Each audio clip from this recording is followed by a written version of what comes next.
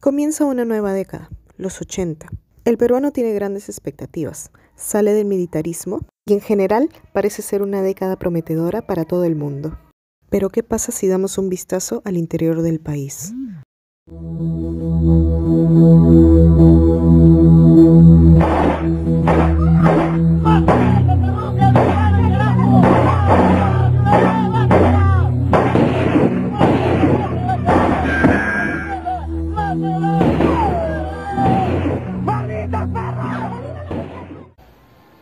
Durante la década de los 80, la población peruana vivió un duro periodo de violencia originado por las acciones de los grupos terroristas como Sendero Luminoso y el movimiento revolucionario Tupac Amaru, conocido como el MRTA. Pero, ¿qué es el terrorismo? Pues el terrorismo es una estrategia política que utiliza el terror como mecanismo para controlar a la población. Esto origina una crisis de violencia en el país, que es un proceso en el cual uno o varios hechos de violencia logran desbordar la capacidad del Estado y la sociedad para mantener la seguridad interna. Para este tema nosotros elegimos 3 clases. La primera clase es de la semana 11, en el cual se habla la crisis económica de los 80, ya que el retorno de la democracia planteó nuevos desafíos y unas altas expectativas en la población.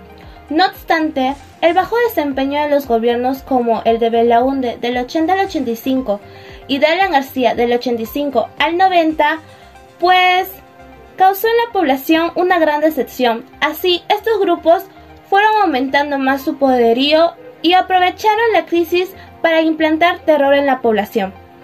De ahí, la clase de la semana 12, que es la lucha contra la subversión, en el cual se habla más a detalle las causas y también la lucha de la policía y las fuerzas armadas contra el terrorismo.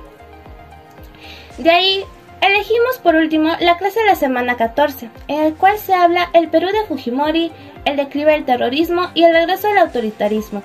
Nosotros más tomamos el declive del terrorismo, ya que a sus 2 años de gobierno, el 12 de septiembre de 1992, gracias a un servicio de inteligencia por parte del GEIN, se captura al líder principal de Sendero Luminoso, quien es Abimael Guzmán.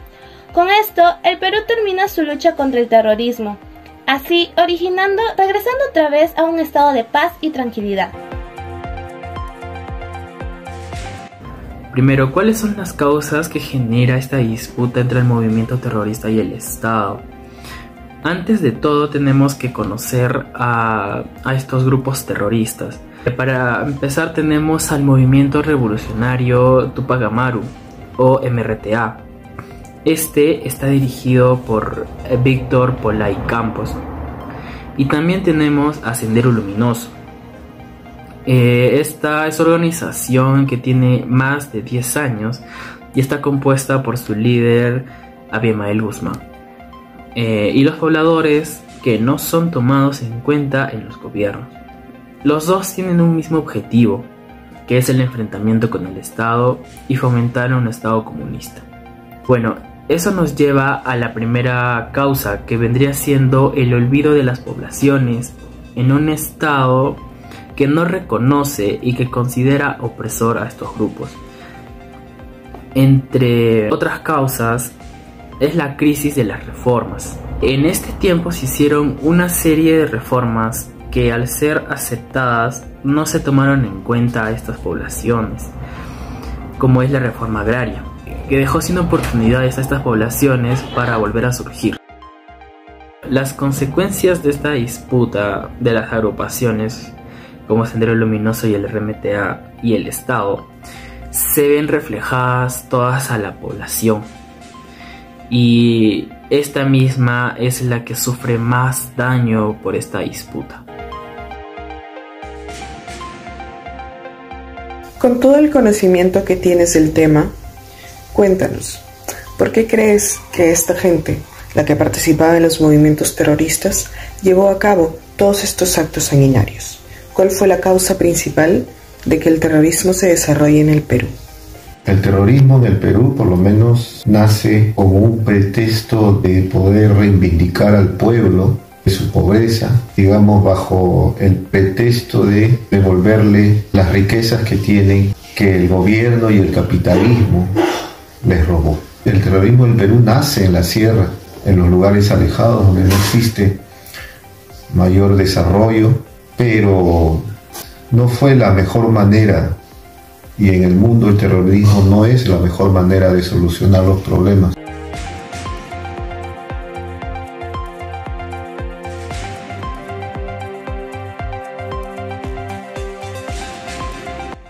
¿Cuál fue lo más terrible que padeciste en la época del terrorismo?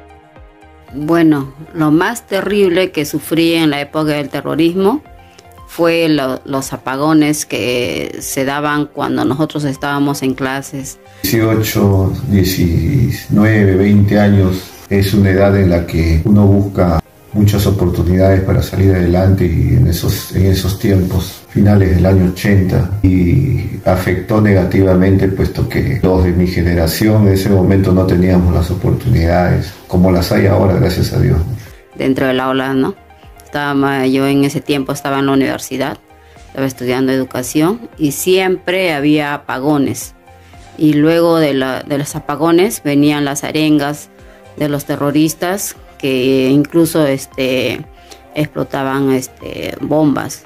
No había trabajo, y si había, pagaban muy poco, y lo peor de todo, que no había seguridad. Y esta generación lamentablemente optamos por salir inclusive hasta el extranjero, ¿no? Lo que está pasando ahora en países como Venezuela.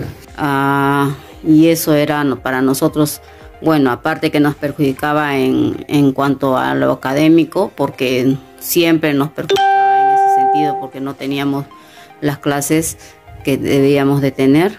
Y entonces nos daba miedo más que todo, porque siempre también nos decían que si no nos uníamos a su lucha nos iban a aniquilar, ¿no?